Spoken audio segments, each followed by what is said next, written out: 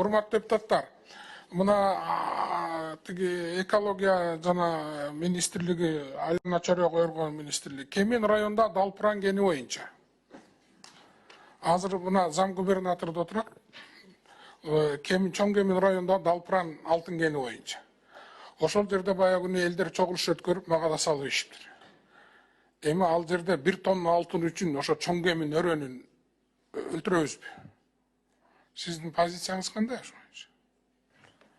Базарлык биздин позиция аякта деген чоң жыйын өттү өткөн жумада Далпыран кени боюнча деген чоң кемин эли негизи жалпы эл каршы экен ал кенди иштетиши боюнча. Бирок аякка 19-жылы эле разработка баштап, азыр кытайский компания, ошол компания биз деген аябай көп акча каражат сарптадык.